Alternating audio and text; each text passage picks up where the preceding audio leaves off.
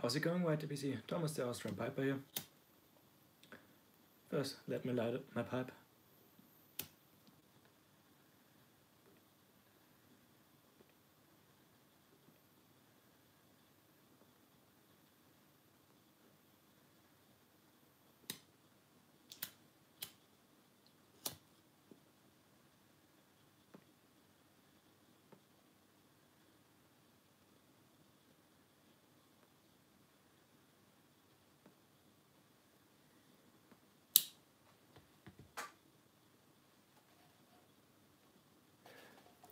Smoking some Velauer Latakia mixture in the Peterson Kildare shape 999.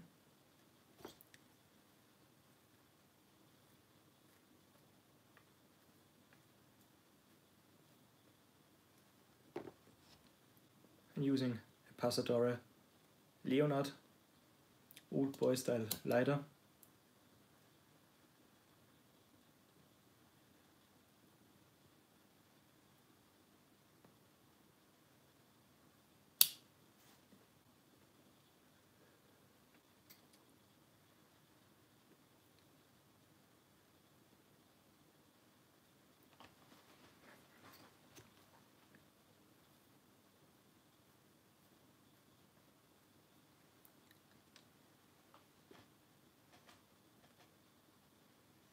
Let's see if anybody is gonna join.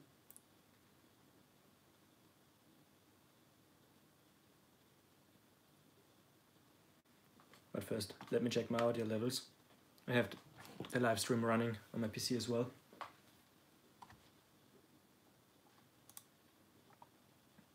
I think we should be fine. Yep. The problem is I can't use a dedicated microphone with my phone.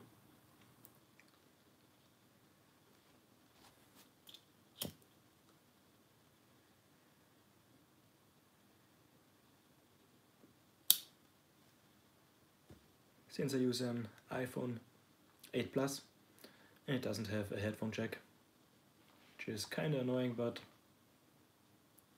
that's something we have to deal with.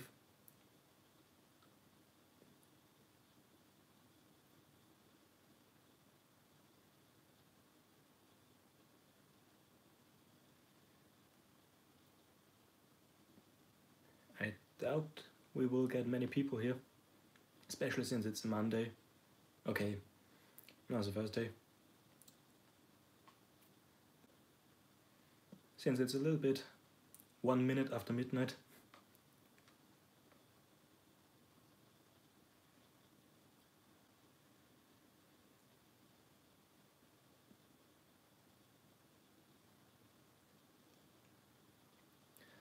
That's the problem with the different time zones.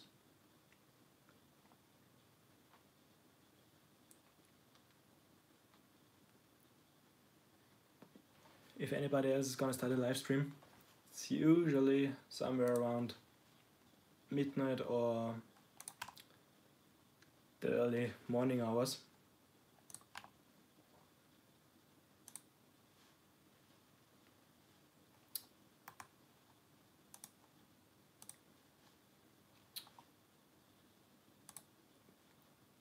Great, now I should be able to join the chat as well. Yeah.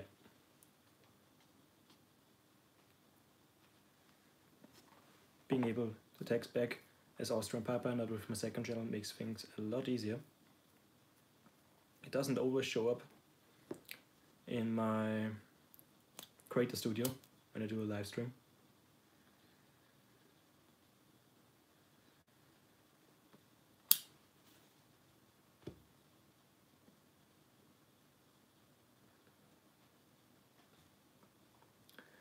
And it would have helped if I let it dry out a little bit more. It's difficult to light it up and keep it burning.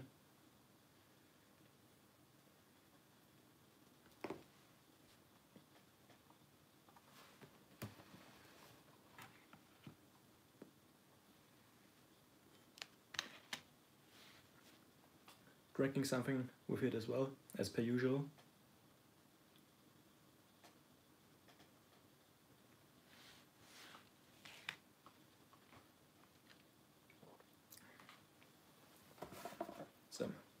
Hoboken, a Highland single malt Scotch, non-chill filtered with 46% ABV.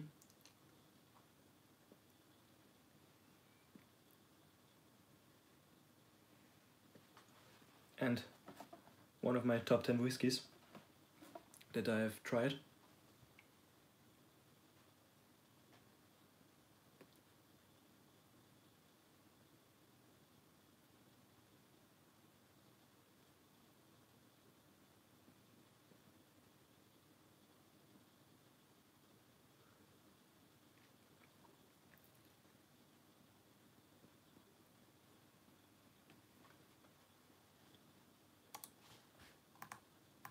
Let's close these windows here.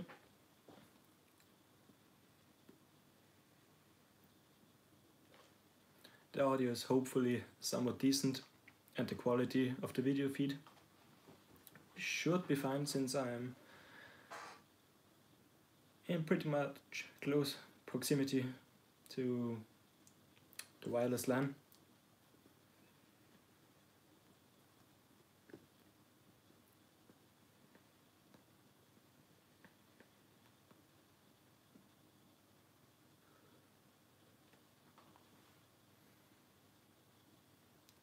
Still haven't figured out a way to do it with my PC, through live streaming with the PC, since my camera back there can't really connect with a decent camera feed to the PC. Well, the software doesn't pick it up as good as I would like it to.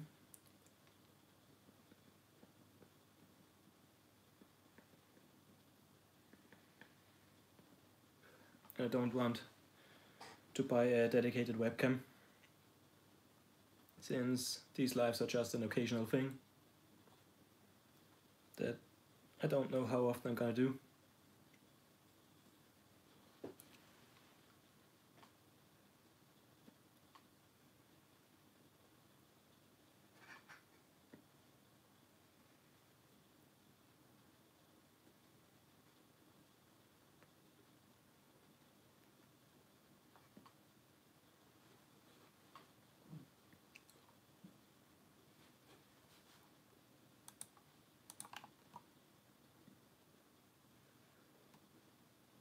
As soon as somebody else starts a live stream, I will probably go off, but that normally doesn't happen, at least for the next hour or so, if anybody's gonna do a Meerschaum Monday or something like that.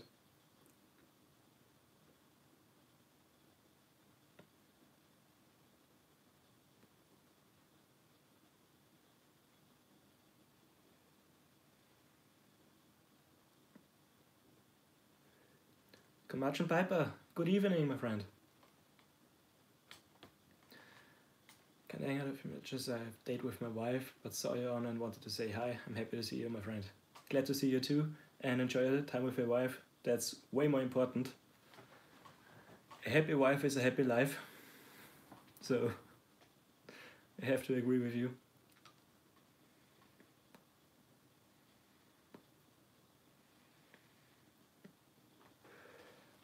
But thank you for just hopping in and saying hello.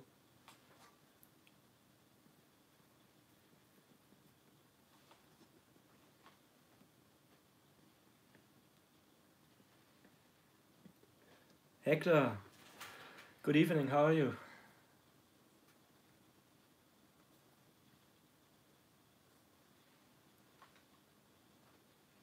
I'm glad you could make it.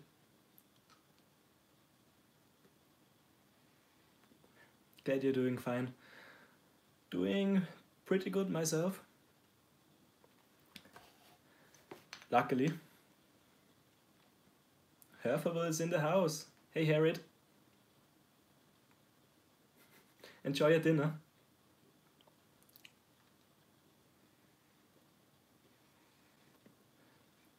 This was just a spontaneous live stream. I thought might as well do one on Monday since nobody else is live.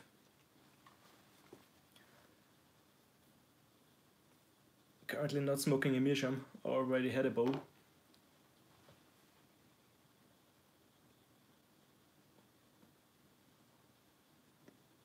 My pleasure.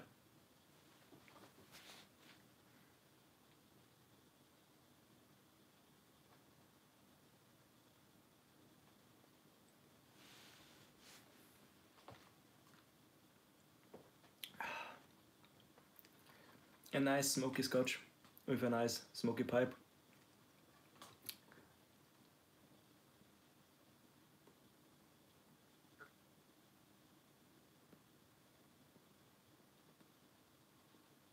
Sadly I don't have an interesting topic to talk about, like Harriet did in her last stream with Sean.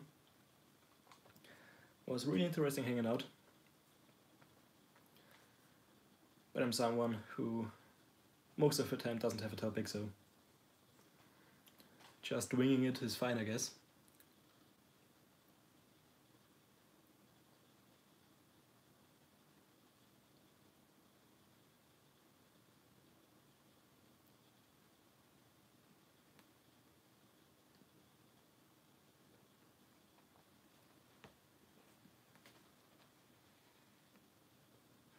I think I should do my live streams, if I'm gonna do any, a little bit later. Maybe 1 AM or 2 AM here in Austria.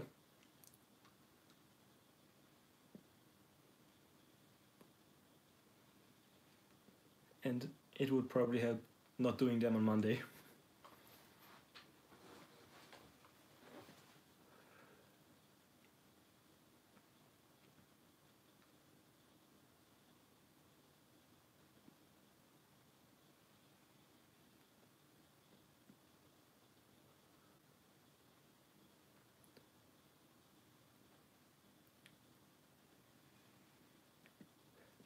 Anybody of the 2 people that are currently watching smoking anything?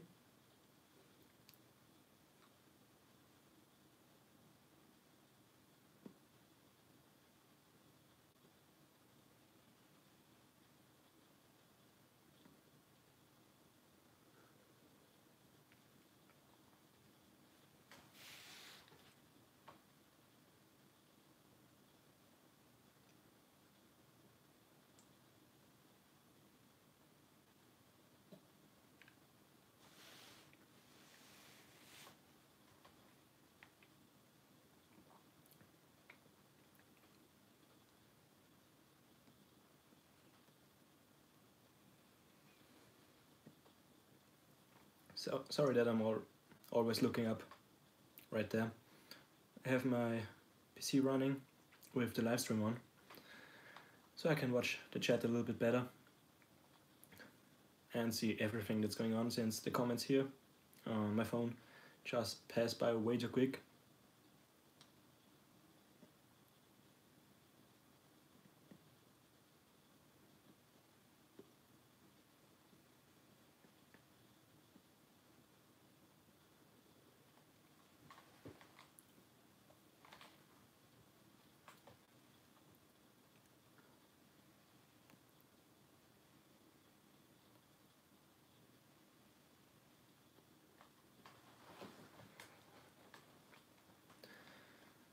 I wish I could do these live streams outdoors, or any videos outdoors to be specific, but spring will probably take some while till it arrives here. The only thing we currently get is wind, some rain and more wind.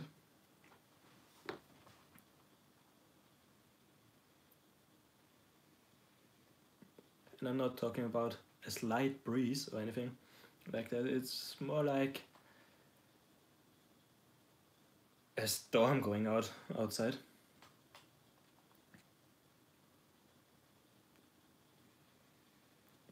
And hella cold.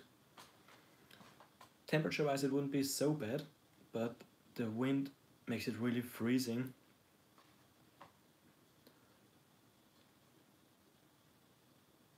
I tried sitting outside yesterday evening when we finally had a sunny day for once. since that's the other thing.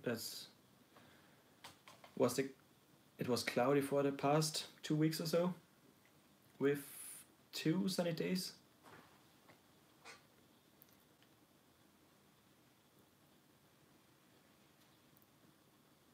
And that's nowhere to enjoy a pipe outside. Yeah, the same here. The sad thing is, spring-ish sounds good. Yep, then the showers. Here in Lower Austria, in the wine region, Weinviertel, we have the problem that's pretty much always windy. Except it's raining, then most of the time there's no wind. But as soon as the sun comes out, wind starts blowing again, like no one's business.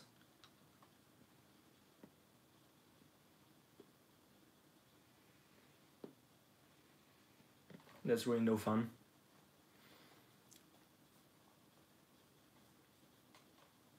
It's cloudy or windy, or sunny or windy, but there's always wind.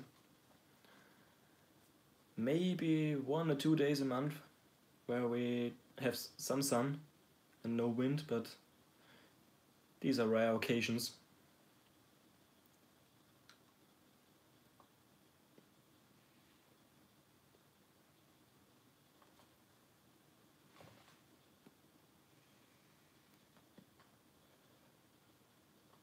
I thought, Hector, you might have a few more sunny days than we do.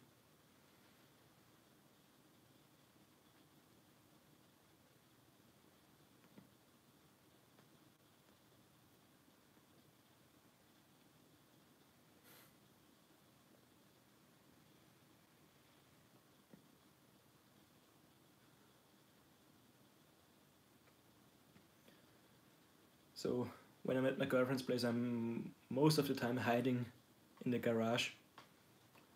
Open one, if the wind isn't too strong, both sides of the both doors.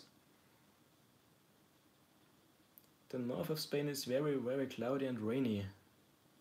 Yeah, similar to British weather. That's the same here. The funny thing is, Lower Austria is divided in 4 different quarters. Not as cold as Germany or Austria, of course. Lucky you. No, but seriously, Lower Austria is divided into 4 quarters. And we have the Weinviertel and Waldviertel. And we, in the Weinviertel, there's always wind. And there was someone visiting us from the Waldviertel. She was completely stunned when she noticed that there's wind every day, all week long. They don't have that up there. They're a little bit higher and more woods. They have the name Waldviertel, Wald meaning woods.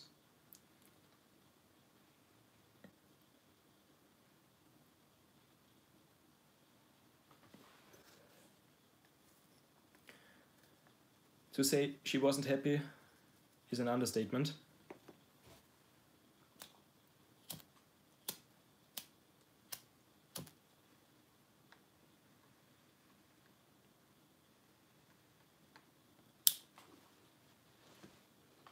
Close and still so different, yeah. Same goes for me, Hector. If it's too windy, you can't really sit outside and enjoy a nice pipe or read a book.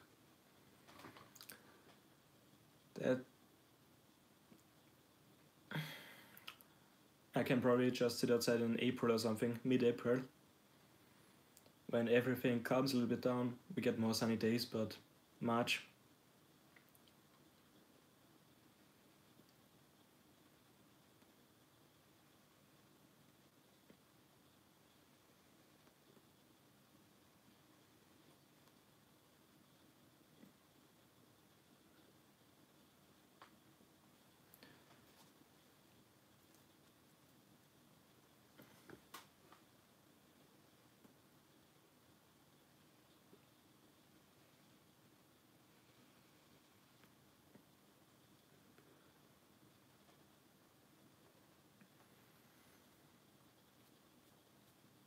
the only place where I can sit outside really here is if you're somewhat sheltered from the wind with a glass roof to enjoy the few hours of sun. But sitting completely in the open, close to impossible right now.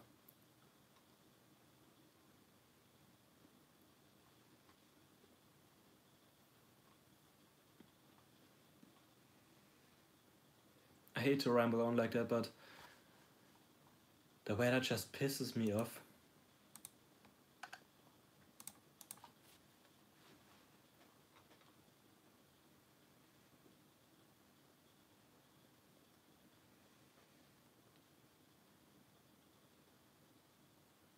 Don't need a winter weather without snow.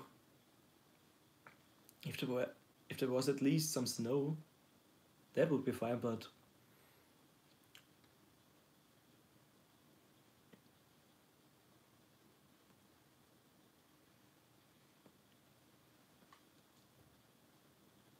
having some water in between.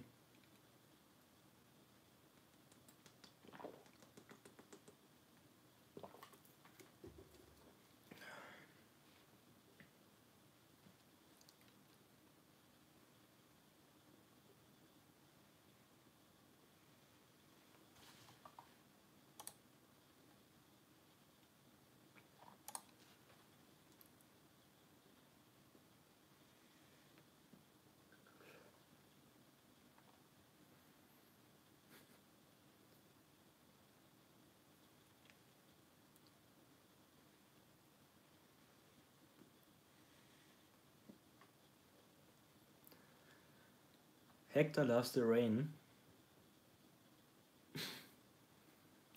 and still ready for spring, yeah.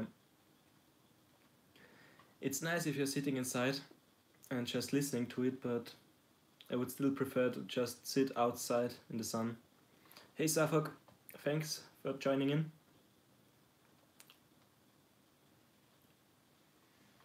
If it gets too warm, it's annoying as well, yeah. That's another problem we had last summer. Either it was extremely cold, windy, and on the next day we get 35 degrees Celsius. Yeah, I sweat a lot really easy. Fair eyes and skin, yeah. Same for me. If I sit outside in the sun just a little bit too long, I get red immediately.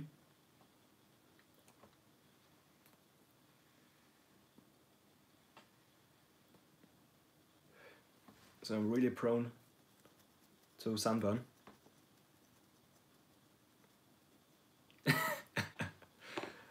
Like a pig. Yeah.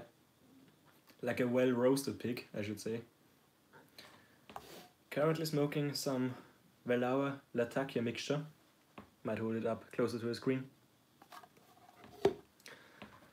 It's a nice attack, like I said, Latakia mixture with some Syrian and Cyprus Latakia, I think, was it? So 2 different kinds. Just let me look it up. Latakia mixture.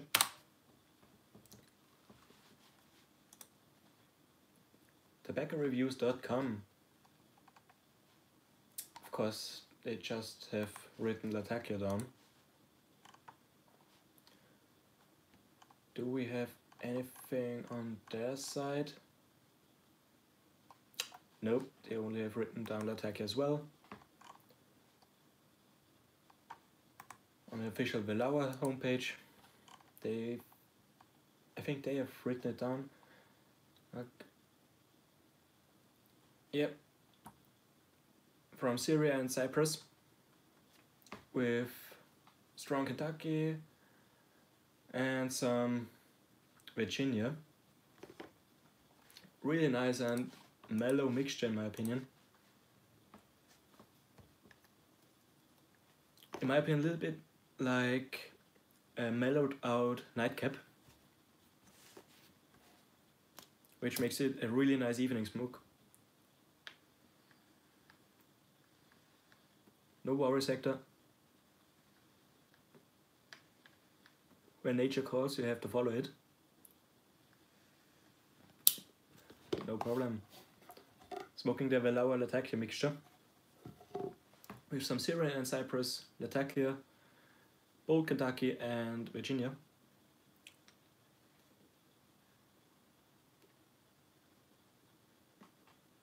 One of my favorite evening smokes at the moment. If I don't fancy a strong, bold, in-your-face tobacco.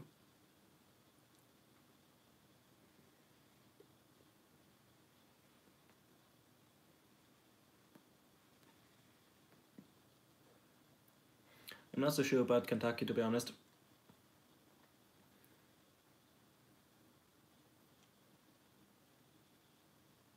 But I love my Latakia. Can't get enough of English blends. And I smoke the aromatics most of the time just if I'm around other people or if I want something sweeter.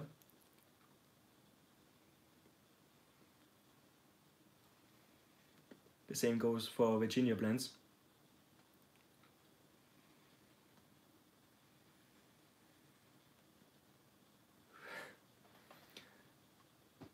Sad that Latakia season is coming to an end. Not for me, I smoke Latakia pretty much all year round. That's just one of my go-tos.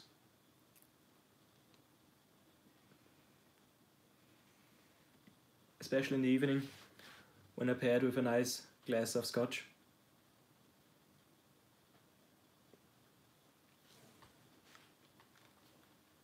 Which in my case right now is the Q Boken from Tomatin.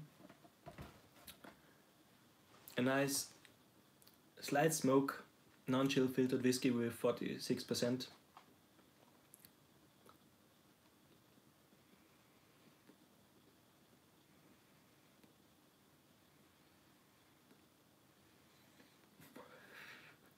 I honestly like any type of leaf or preparation of leaf, except aromatic tobacco.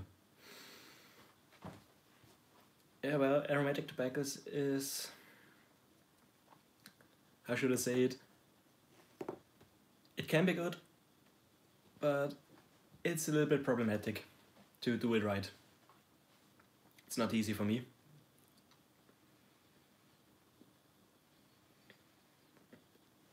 I can smoke pretty much close to anything. When I say preparation, I'm referring to Perry, Kentucky and Latakia and Cavendish. You're missing Virginia. No, but seriously, I usually can smoke pretty much anything, doesn't matter, but enjoying them is a different subject altogether.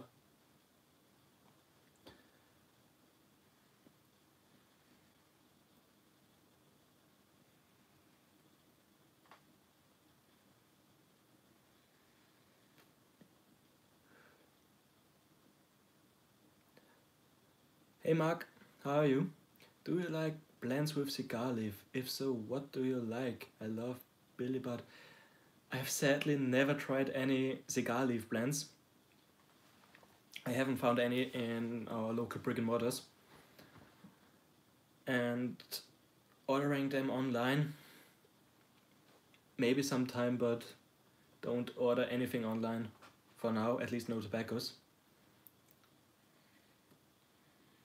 Only pipes. I mean, Latakia is a preparation of the Oriental leaf, Perique and Kentucky are preparations of the Burley leaf, and Cavendish is a preparation of either Burley or Virginian hot pressed. Okay, my misunderstanding.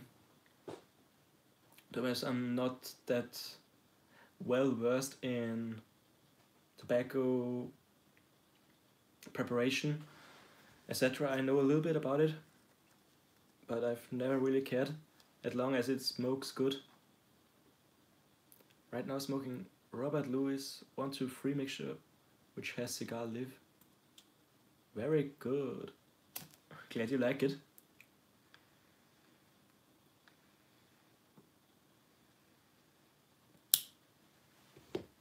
I write it down on my list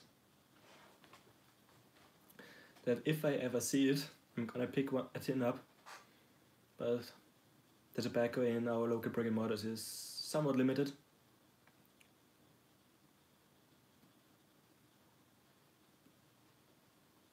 Exactly. The flavor counts and your preferences, as long as it fits your palate, as stupid as it may sound.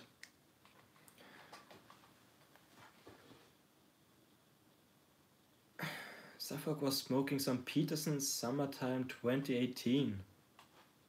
Nice, nice. The only summer tobacco I've had is the Red Trace Summer 2018. It's a very nice aromatic for once.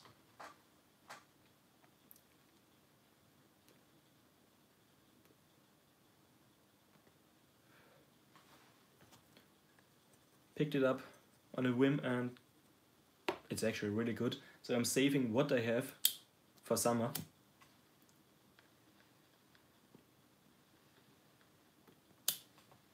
To enjoy it in the sun. Because if I wouldn't limit myself to keeping it for the summer, I would probably have smoked all that I have.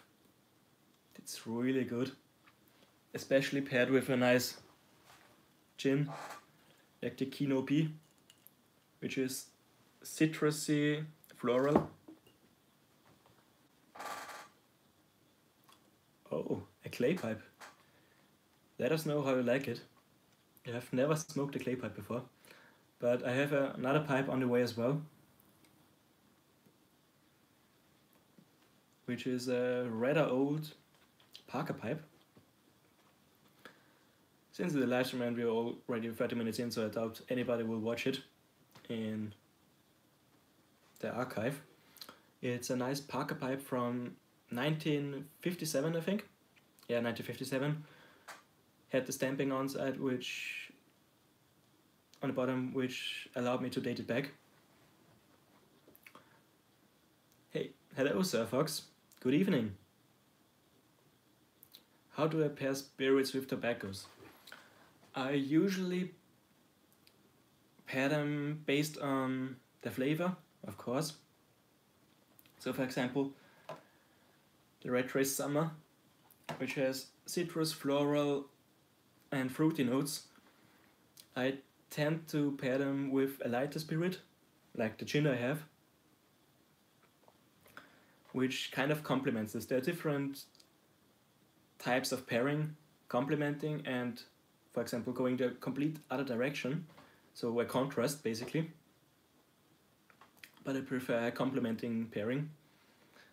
So in this case, I have a Lauer mixture, which is a more mellow, mild English, but a nice body, and a nice smooth smoke with something like the Cube Oaken, for example, which is a smooth smoke as well, a smooth smokiness, I should say, that allows it to complement each other to a certain degree, while still enhancing each other's flavor.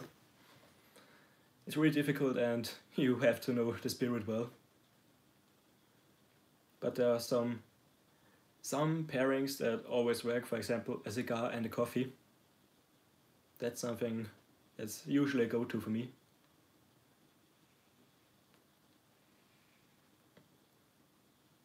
The bowl gets very hot, but it smokes real well. It's a 10-minute pipe. 10-minute pipe? Don't have a pipe that smokes for such a short period of time. The shortest I have is the Peterson Cup Roof, a very small pipe. I don't want to get up to get it. But it smokes for around 20 minutes if I smoke it fast. How many pipes do I smoke a day? I usually average around 3 pipes a day. But there are also some days, like today, where I smoke a little bit more. We had guests over, we're sitting in the back room where where the others usually smoke their cigarettes. We're sitting there, have a nice chat, drink a few beers, and I'm already on my 5th pipe.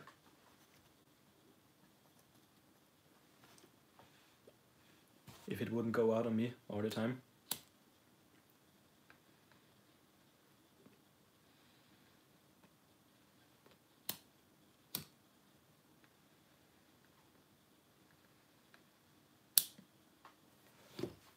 I try to limit myself to 3 pipes a day, but there are also times where I don't smoke any. For example, when I'm at my girlfriend's place and the weather is not that good, let's say it like that.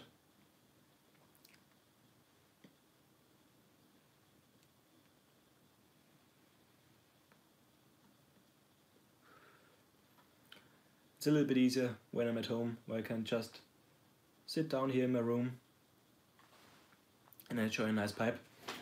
Yeah, I actually have a 7LE, only one sadly. Just let me get it for you. Might as well get the other pipe.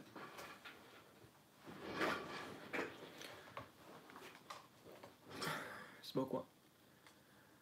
Mark smokes 1 pipe at night and usually a cigar as well. I only smoke 1 cigar per week, so that I don't go through my storage too fast. That's the 7LE I have. It's a 7LE dry system 2101. Nice military mount. It's one of my English pipes. Smokes really good. And has a pretty nice grain on it.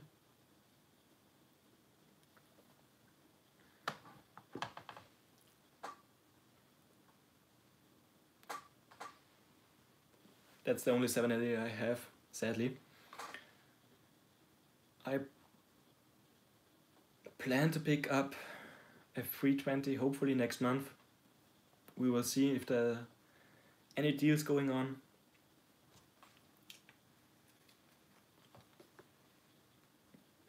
I really love the shape of the 320. I have seen one in the wild at a store in Vienna, but 135 euros was a little bit too steep for me, so I didn't pick it up. Talking about the small pipe before, that's the one I have. Like I said, it's a Peterson cup roof. Or was it a cup roof? Yeah, cup roof. 338.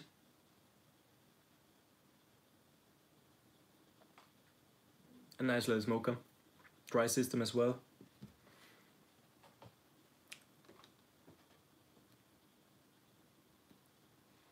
While good quality pipe tobacco is cheap here compared to other European countries, cigars are still a very middle classy thing, and even for the wealthy.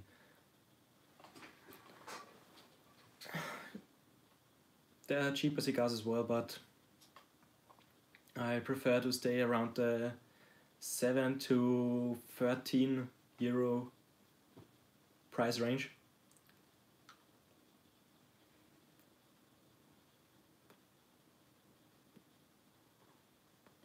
For a single stick. For example, these punch coronations, that's just an empty tube. Picked them up in Cuba. Usually go for around, I think was around 10 euros.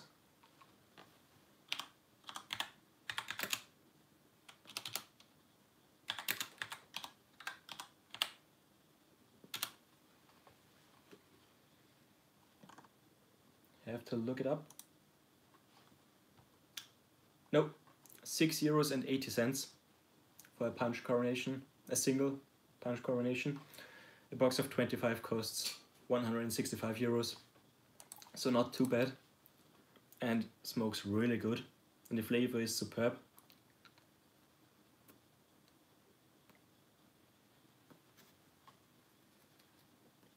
Oh, I mistake this comment. Do I live alone? Nope.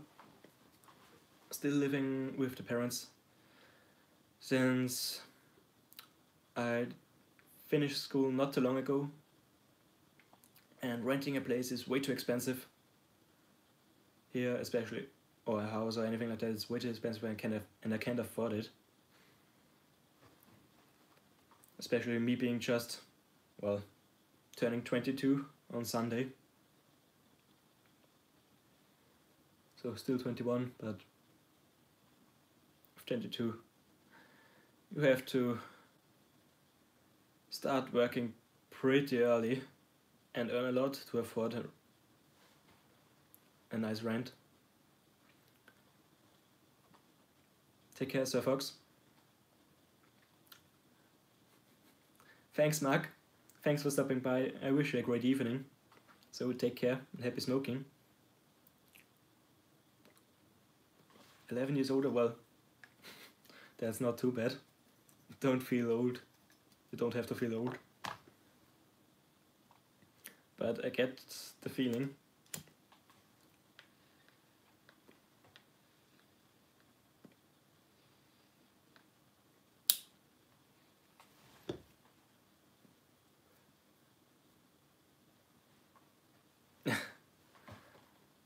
Like I said, 33 isn't really old.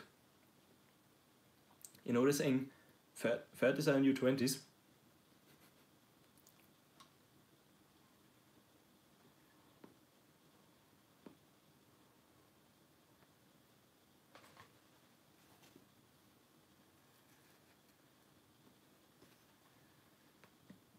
But I often feel old as well, especially when I'm out at a party or anything like that. Maybe it doesn't help that I'm an old soul, I should say. I prefer to sit with a few friends at a nice bar, drinking a little bit, enjoying a pipe or a cigar. I was never really a fan of partying.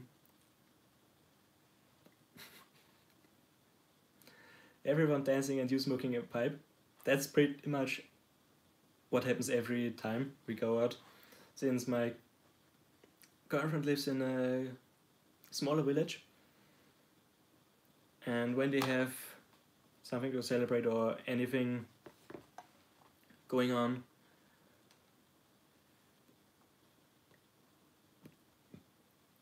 different events, I'm kind of forced to go.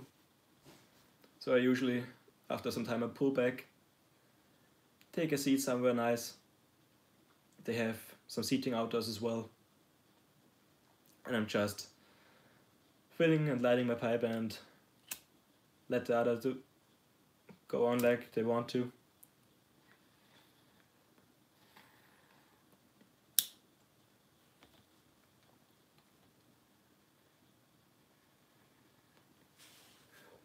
Preferably with a spirit.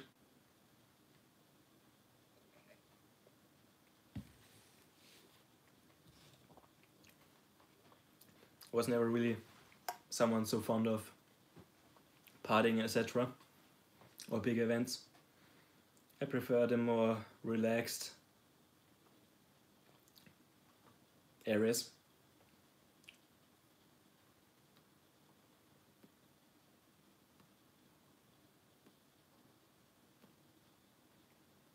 Started smoking pipes, I was really self-conscious and socially shy about it. Same goes for me, but that's the other thing with a small village. You somehow get to know all the other people, and at a certain point you just don't care anymore. The only thing you want to do is enjoy a pipe without caring about others, I should say. Well, it doesn't really sound right when I say don't care about others, but you get what I mean. Yeah, family meetings is a different matter.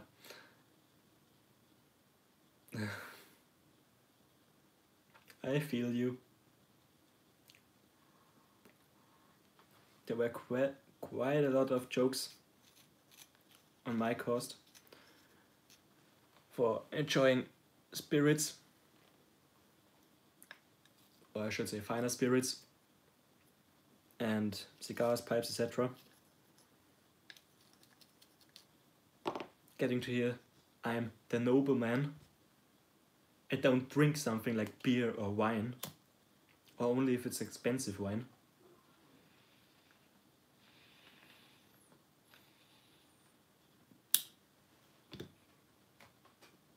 But they all have gotten used to it.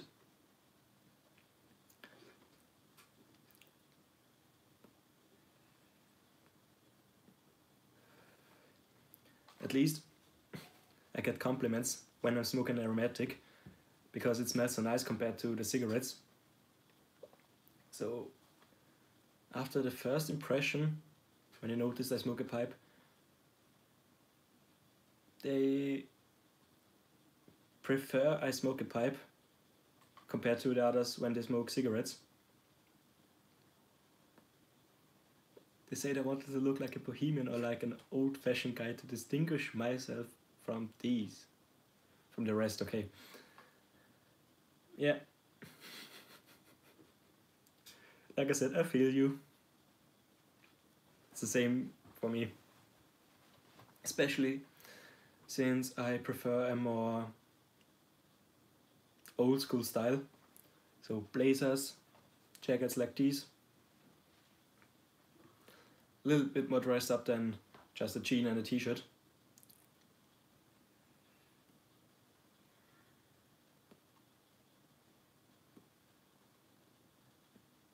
So quite a few jokes were made on my expense, but I don't really care.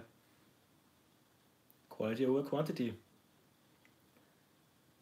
It's often a good thing if you don't fit into the general crowd. I hate the word mainstream, but I want to go a little bit against the mainstream, I should say. It's the best description I can come up with. I would rather have a good quality drink than get drunk on cheap beer. Yep. Don't get me wrong, I enjoy a lager, or which we had today, something like a Zipfer Urtyp, or a beer from a local brewery, which a bottle costs somewhere around 50 cents. But I don't throw it down like something else. I drink it with a slower pace, enjoy it more. There's no old school like the old school. That's the other thing. Cheap beer can be good, but bad beer can never be good. There are some bad beers that are really expensive as well. So I think that's a more fitting label. I'm not afraid to turn down a bad beer.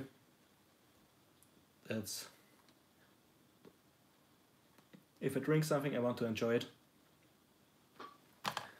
And that's something that's not possible if the spirit or beer or anything isn't good.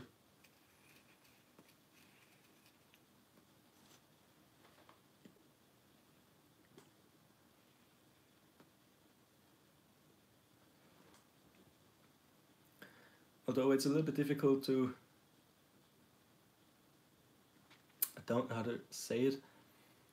It's really easy to get drunk here, especially in the summertime when we are sitting outside at a winery or something similar, sitting in a group. And usually the summer drink here is a spritzer, so wine with mineral water.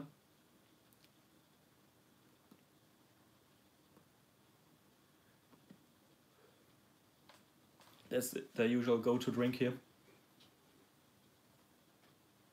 I lived in Germany, not the same country, but similar culture. Yeah, in some parts, definitely. Especially in Bayern.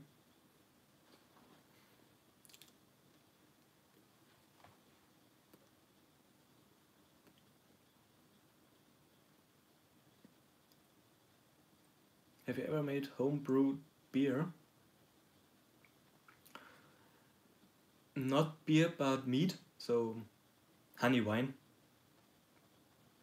It turned out somewhat decent,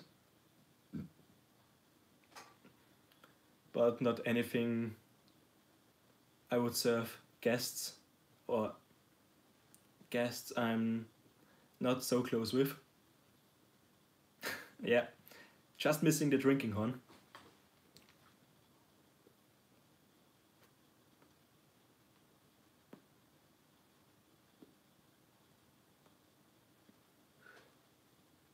I don't know how many liters I've made.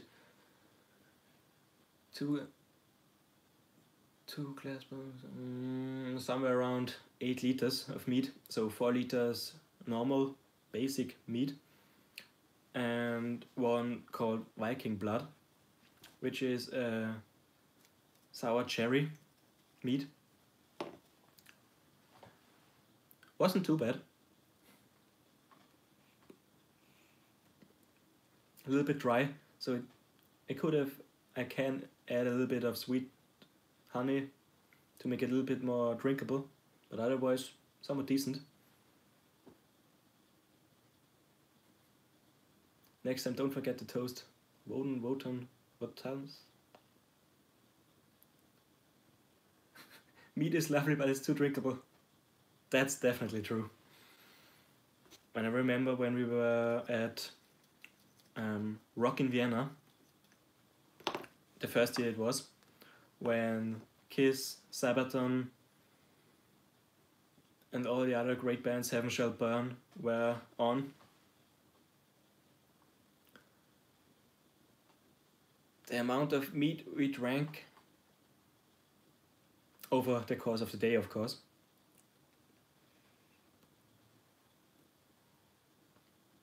But the drink was just too fitting for some metal music.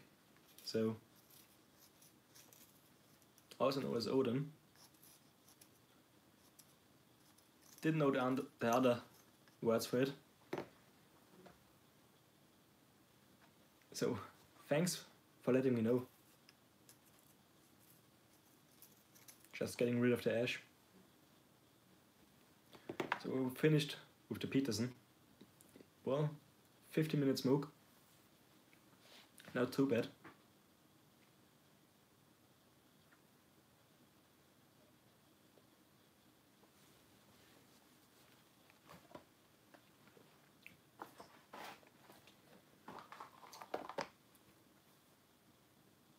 Slugen, never tried it actually. I want to try it at least once, but didn't get the chance to. What did I? Nope, never tried it. Nope. I've tried quite a few gins, but never Slugen.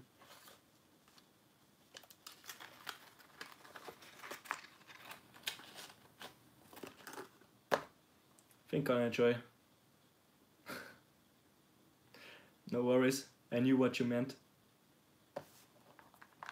Gonna enjoy some Cohiba Mini 20, some small cigarillos. They're actually quite good, and the flavor profile is similar to the big Cohiba cigars.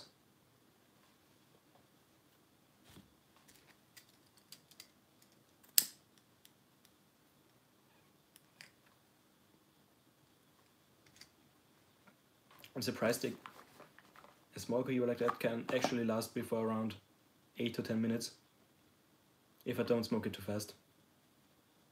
Like, this can happen with anything.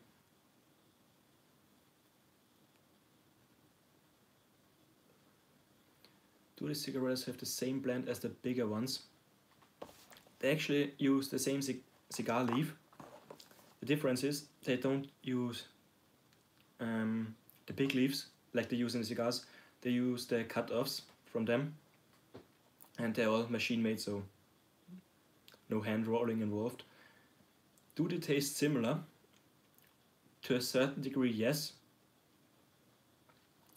The difference being that bigger ones often age and they have a little bit of a different flavor, but the basic profile being earthy, woodsy, it's similar, yeah.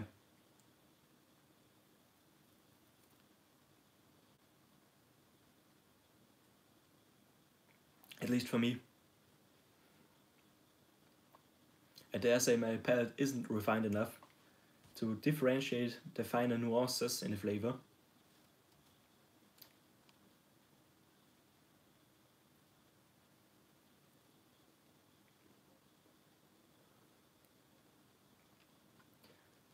I should probably add a few wink wink in there. But I've kind of enjoyed these, especially since a pack of 20 like this one go for around 18 euros and 50 cents. So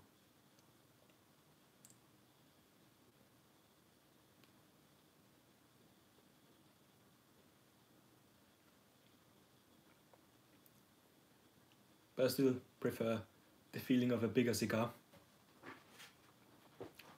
since my preferred size for cigars is a Robusto or a Toro. The bigger torpedoes as well.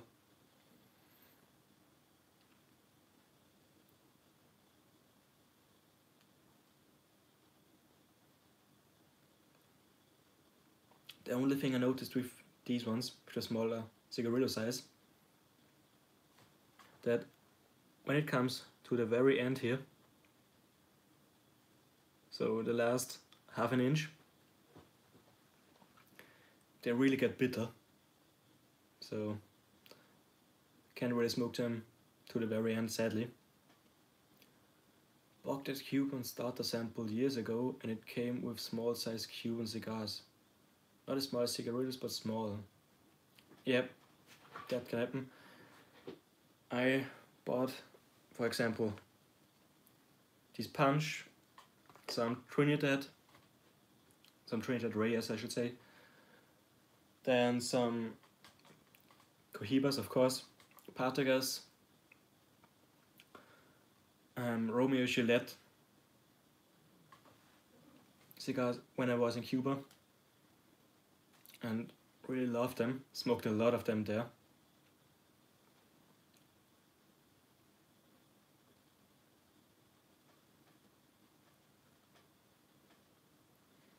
But my favorites still are the Trinidad.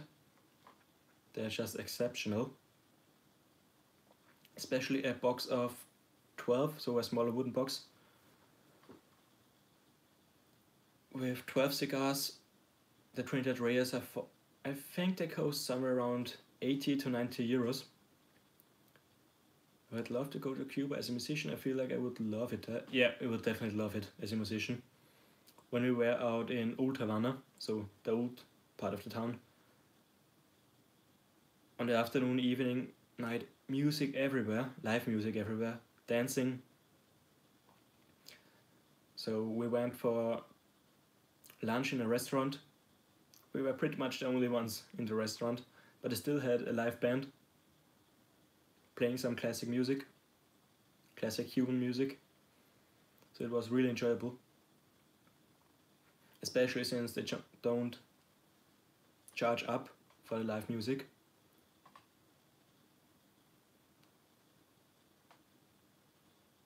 It's kind of normal. But in the nightlife, that's where it really starts. Man, I can tell you. My friend went down there on holidays for 10 days. Yeah, that's the time you would need, I would say. I went with my Castro died when he was there. Oh wow. That's a big event. Yeah, I can understand why they banned music then.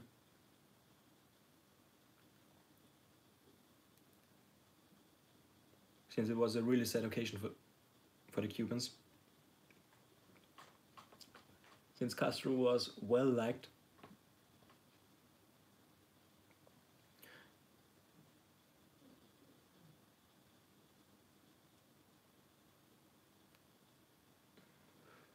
Where was I?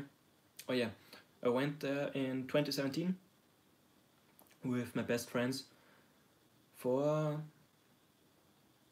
16 days. So we had the silent Cuba experience.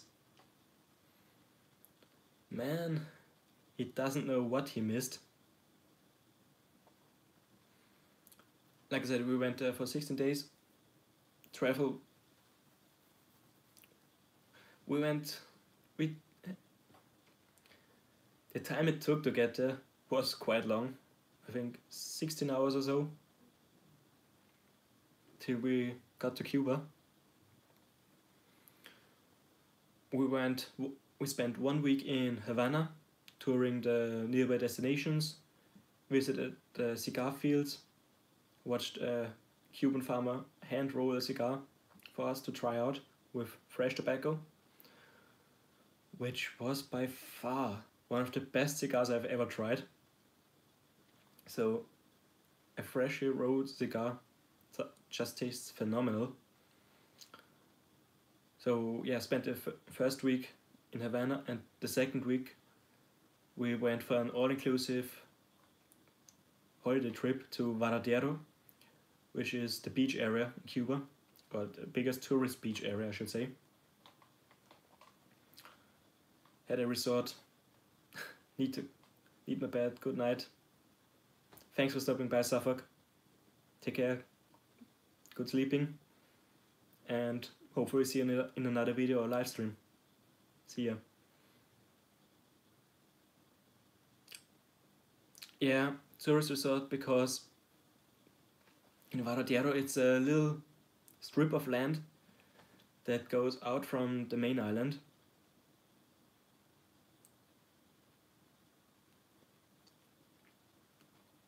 Okay, I talk way too much without smoking.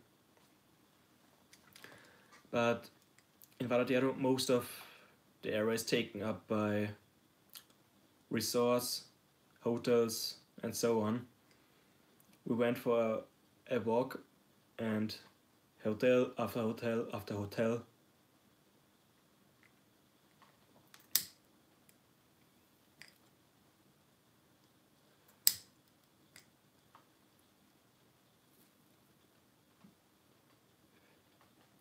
Rented a car and explored. We thought about doing that, but kind of decided to go with the more basic route. Booked a few guides. I think the first or second day we were there, we booked a tour of Old Havana. So we had a guide which picked us up in an old Ford Fairlane pink cabriolet with white leather seats. The bonus was he spoke some German as well, so not just English. And he gave us a tour about Old Havana, taught us a little bit about history and so on, and had a great time. Showed us a few secret spots, for example the hotel Ernest Hemingway stayed at, as well as the bar he used to frequent. My grandpa was born in Guantanamo. His parents had migrated there because they were very poor. Unfortunately, soon after my great-grandpa got sick, so they had to come back.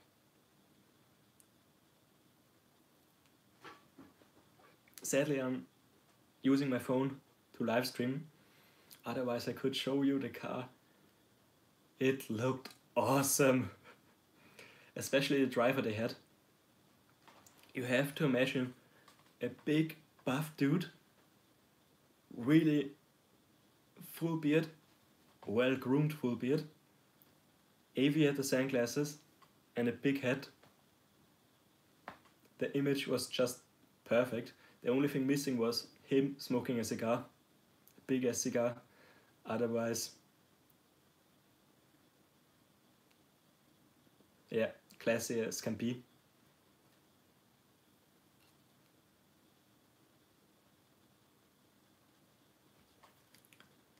But it was just a great time.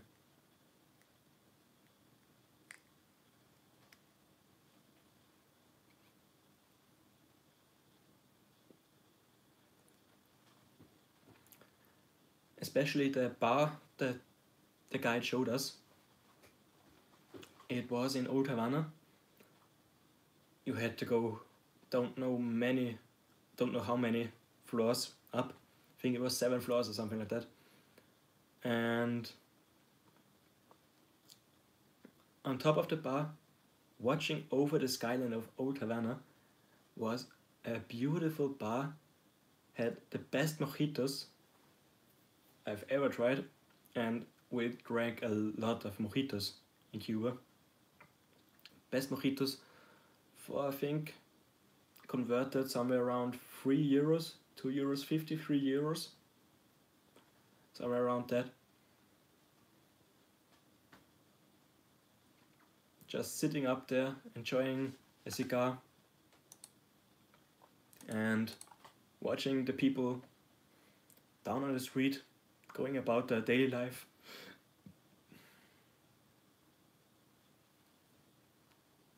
Only thing missing, a sickle and a hammer on the cabrio. That was not the case, but it would have looked dope on a pink cabrio, that's for sure.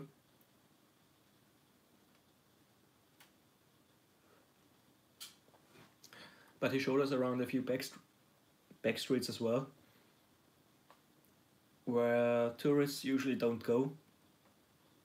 And he was seeing guys there working on their cars, and he told us about it as well, since they can't really get car parts, or they're really scarce.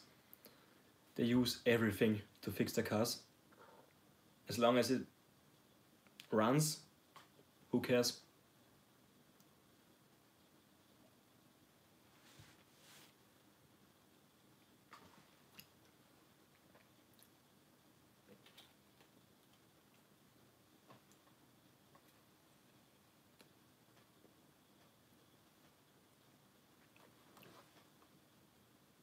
So they pretty much use everything they have, try to fix everything they have, so they don't just throw things away. It was really interesting to watch and listen to him talking about it from his perspective, since he's a native Cuban, but had expertise in English, German, and picked up a few other languages on the way. So not profound in any other language than Cuban and English, but pretty good in German, and I don't know what other languages he knew.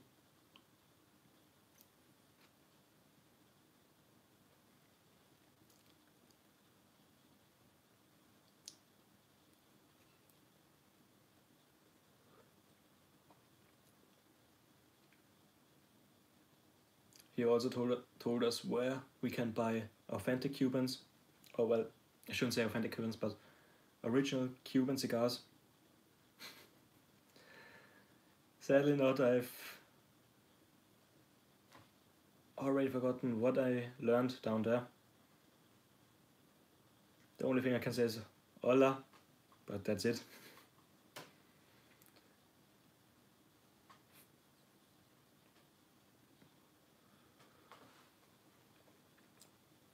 No, we didn't go to a factory or any other,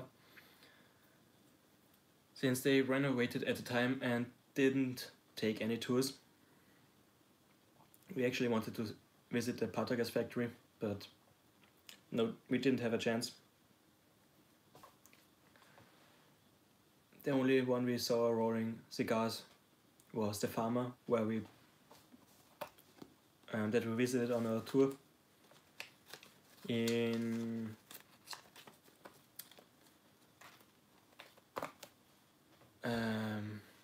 Rio Vinales. Was it called like that? Or Pino de Vinales?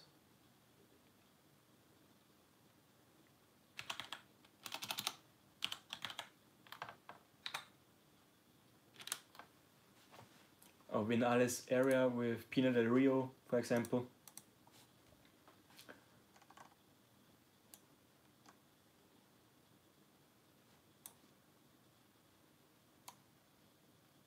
Just looking at the map right here. Yeah, Vinales. We went through Pino del Rio, visited the town a little bit, and went to Vinales to see the woods, and from a viewing platform spectacular. It is said that JFK brought 100,000 Cubans right before signing the embargo. Yes. That's somewhat of a truth. I don't know if it was 100,000 that he actually bought, but there are sources that say that he bought ship tons or a heck of a load of cigars right before he signed the embargo.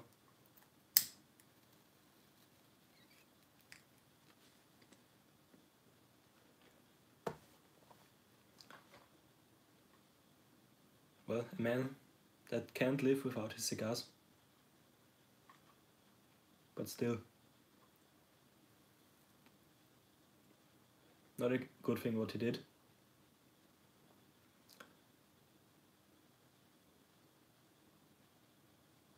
To invite Marilyn, lol. No, but we also visited the Museum des Nationaux and read about everything that was there for exhibition. Really interesting. A whole lot of information about the revolution and what was going on, about Che and so on. So the Museum des Nationaux is a must visit in Cuba. So much information and so much great information. All in English.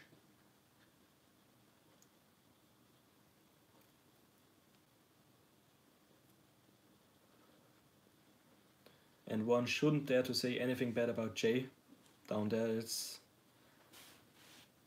crazy.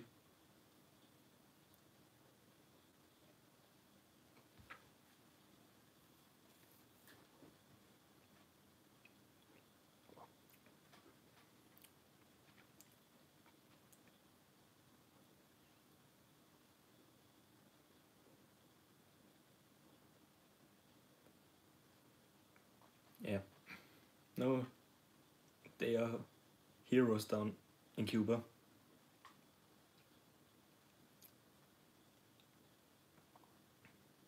They had real life figures of them. Everything that's just crazy. But at the same time really interesting. I'm kind of a history nerd. I love to read about history, watch history channels, etc. Even though I can't remember all of it. But just listening to it and learning some things from it.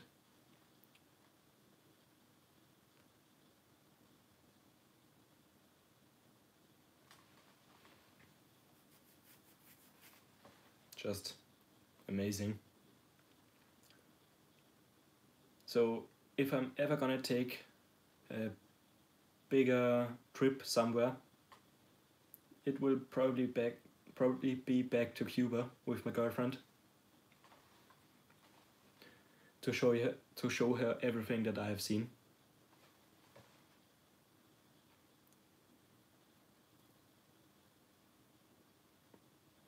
Take another tour in the pink cabrio. And everyone was really nice. Like, some really great hospitality down there.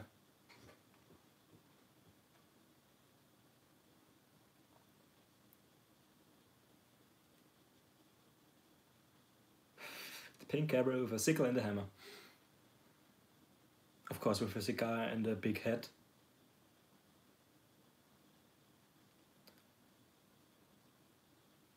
Yeah.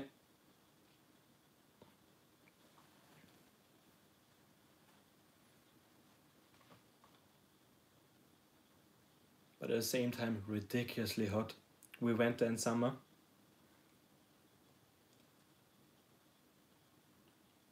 I was close to dying at some point. We went for a hike and visited the forts that they built. The sun was crazy.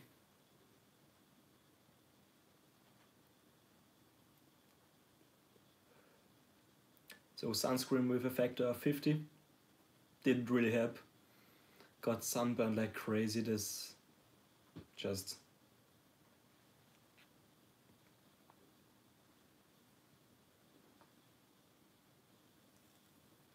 A lot of Canadian and French people actually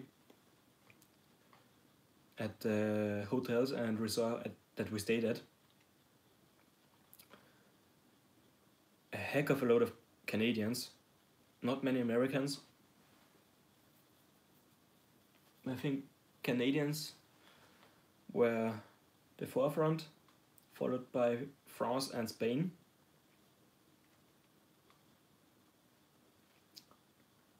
We met one German tourist couple as well, with which we talked a little bit, not a whole lot, we just met them at the bar.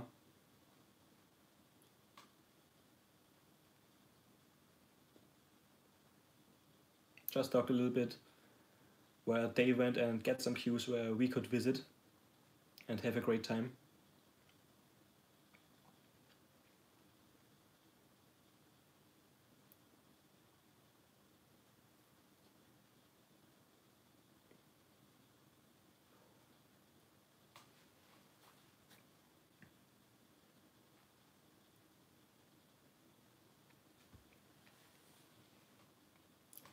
We went there at the end of July, so July, August. In August we came back to Austria. And we got pretty lucky, because I think it was 1 week later where everything down there went downright crazy because of the storms. The hotel we stayed at got wasted, so close call. It was the rain season, had some massive downpours for around an hour or so. The streets were flooded, but 2 hours later everything was back to normal.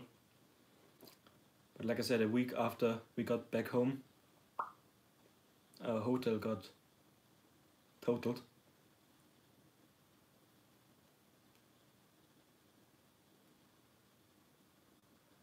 Got lucky there.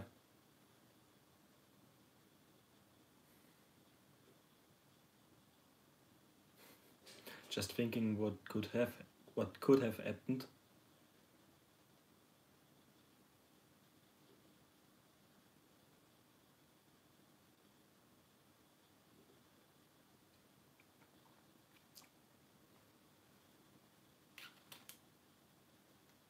Went to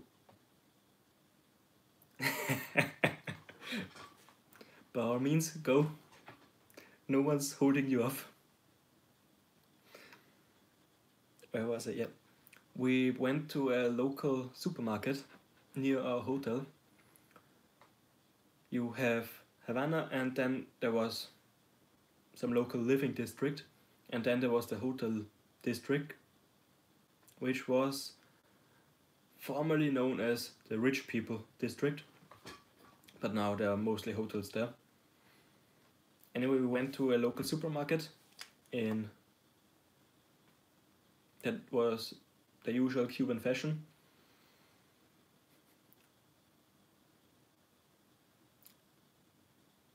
I don't know how to say it, but I wouldn't want to eat meat or vegetables or anything like that bought at the supermarket. That's something we get a little bit spoiled here in Austria and most other countries, I assume.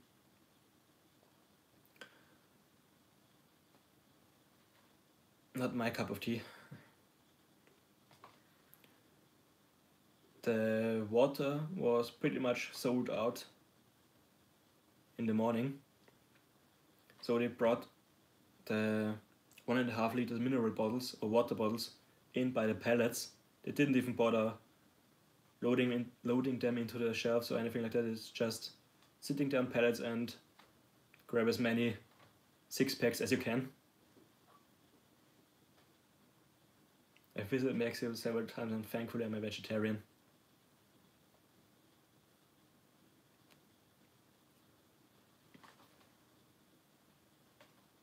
Otherwise I would have spent all my time on the water closet.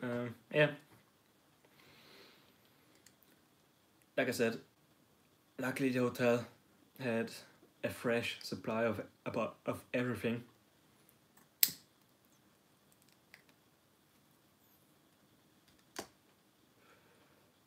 Well, at least that's what they said.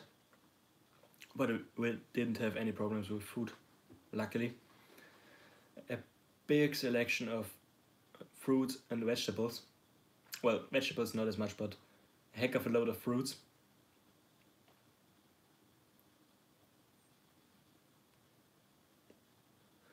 And all relatively fresh and delicious. The hotel we've stayed at was more of a buffet kind of restaurant. So you had to go and pick and choose whatever you like, which made it quite easy to find something that we like.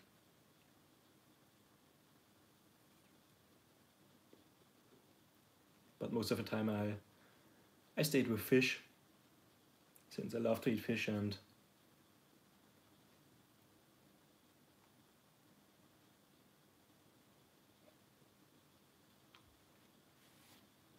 I've tried a few other things as well, like sausages and so on, but not my cup of tea.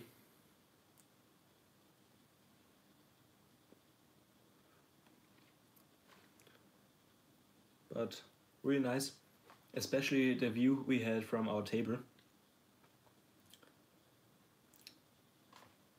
We had a window seat right beside the window there.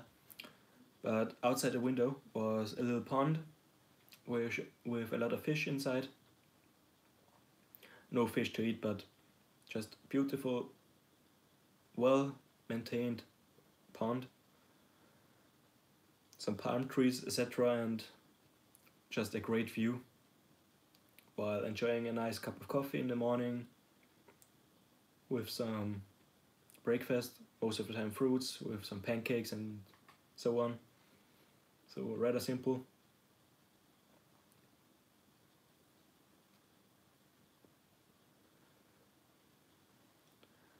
Going outside hungry was close to impossible. Even though you were full, you wanted to eat more, since everything, especially pineapples, bananas, coconuts,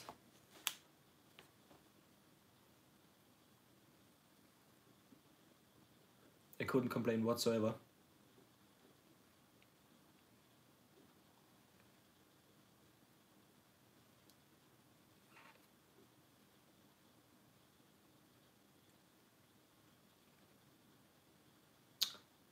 What about street food? We didn't try a whole lot of street food. Just the run-of-the-mill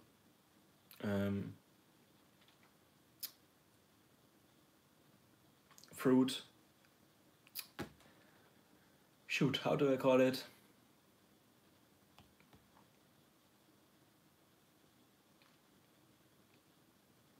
Yeah, most of the time just different fruit, since that's the easiest to eat while you're on the go, since it isn't heavy on the stomach. Got some tobacco in my mouth. But we weren't so sure about. We wanted to keep a good stomach, or we didn't want to get sick, I should put it like that. So we stayed away from most of those things.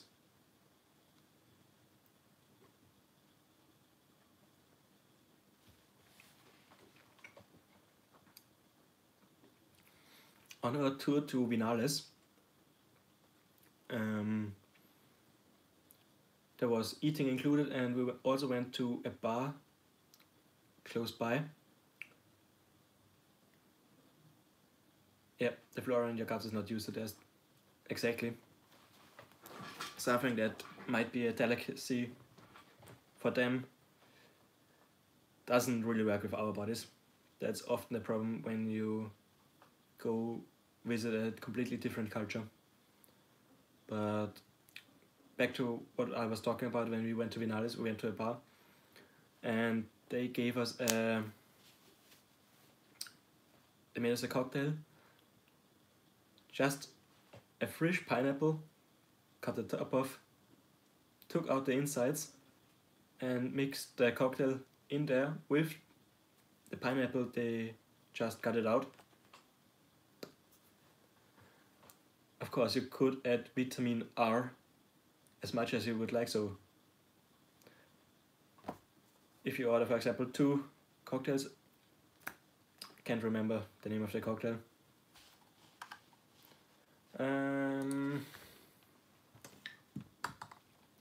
a margarita, fruity cocktail.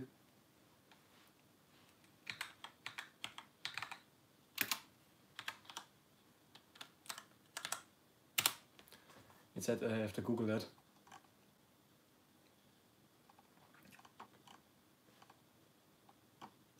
Pina colada. I really had to look it up, that's really sad. Anyway, they made us some pina coladas and, nope, not a daiquiri, even though they're really delicious. It was a pina colada. Yeah, with completely fresh ingredients. And for example, if you order 2 pina coladas, you get the pineapples served right in front of you, and you usually get a bottle of rum with it. So mix it up however you like, since some like it stronger and some like it without. So they give a shot in there, and if you want more, you can just fill it up, include it in the price for the cocktail, which wasn't a whole lot. Like I said, €3 usually. If you wanted to, you could probably drink the whole bottle of rum. So it's not difficult to get completely wiped out. We stayed within our bounds so that we could enjoy the rest of the tour and some delicious cigars with it. But some went really crazy with it. I think it was a half and half mix of rum and pina colada. Yeah, just the pineapple part would cost me more than the whole thing here. Yeah, it's the same here in Austria. Like I said, it was local, fresh off the tree, and that's how it usually goes there. The same for coconuts. When we were in Varadero,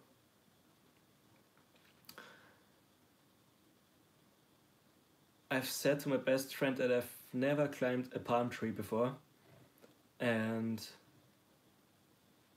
it was one of our last days in Cuba, and my friend said, why not try it, since our apartment was just 10 meters from the beach with some nice coconut trees, so palm trees, and well, I ordered an old-fashioned at the bar in the resort, and well, I have to give it to a lady. She didn't know what an old-fashioned was. I tried to explain it. She didn't understand English all too well, and what I got was a tumbler glass, or an old-fashioned glass like this, filled up with whiskey.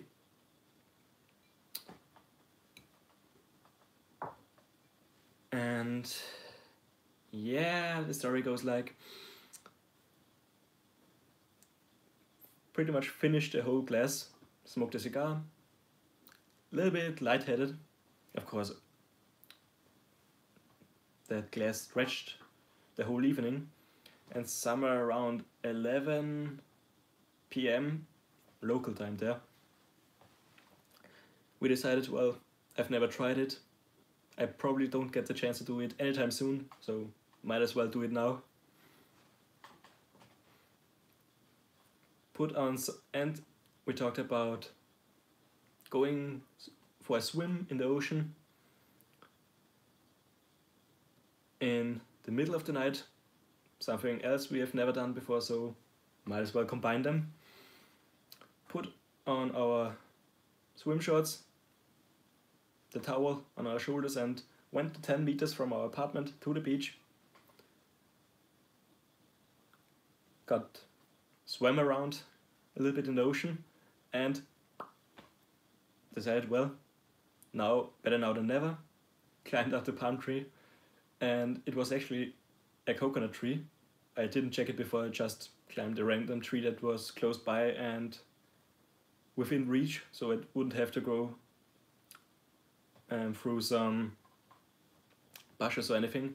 So I climbed the tree, it was a slight angle, climbed up and shouted down to my best friend, there's some coconuts up there, try to catch them. Threw 2 coconuts down and, well, nearly hit him. And while I was up there, a security guard that was just sitting on the beach in a beach chair came to us and asked, "What the hell are you guys doing?" And I've told him the story. He started laughing like crazy. Couldn't believe his eyes that someone actually climbed up there. Had pretty much a great story to tell all his friends and family.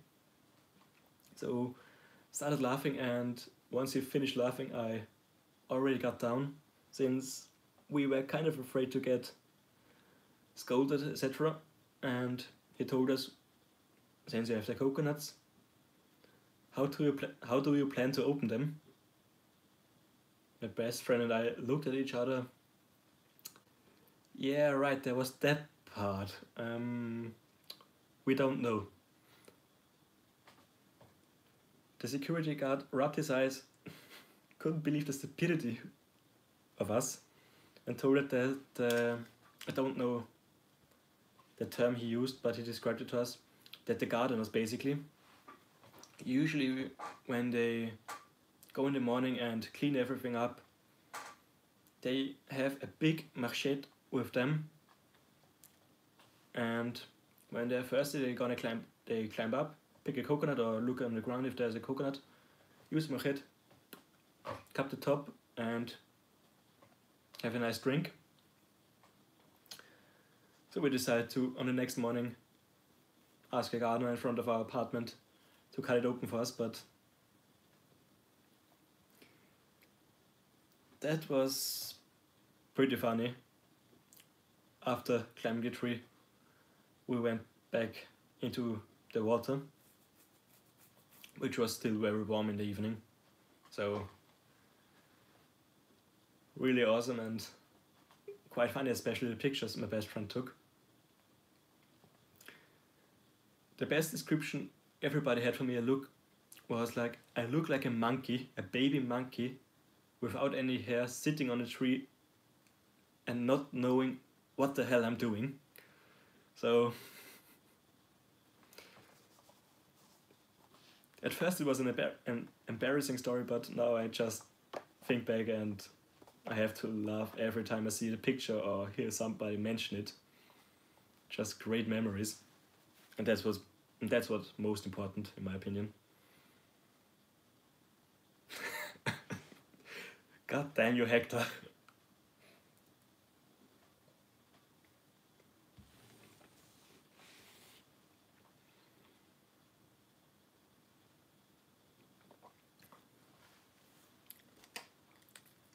But like I said, at least the security guard had a laugh.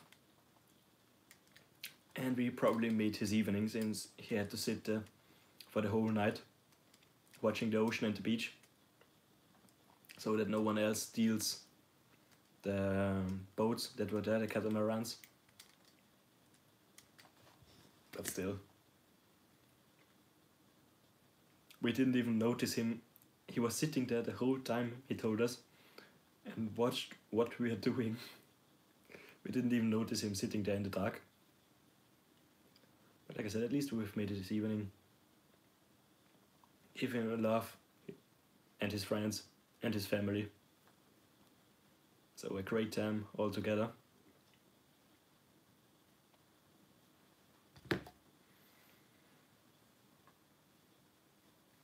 So Hector, if you ever get to Cuba, I want you to climb a palm tree. At least I broke the copers and not my head. That's true. That's definitely true. Even though I hurt myself a little bit climbing down the tree, I rubbed my feet open from the rough skin. But otherwise completely fine.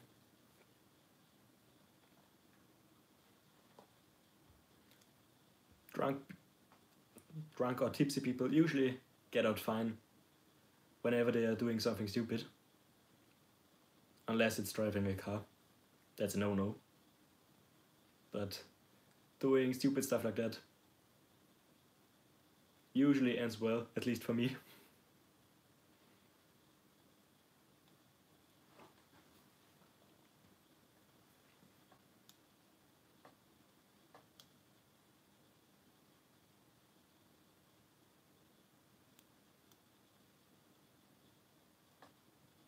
No, I will never show these pictures. Just thought about it and nope. Not gonna happen.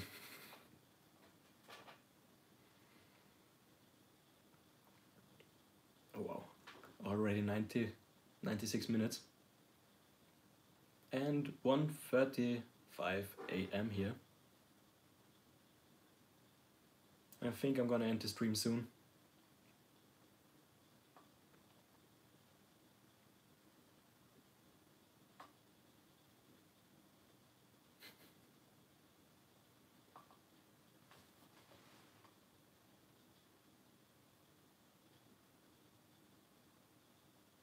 Yeah, the same goes for me, Hector. So I'm gonna end the stream. Thanks for stopping by, Hector, and everybody else. I wish you all a great night. Take care, happy smoking, and hopefully see you in another video. Take care. Bye.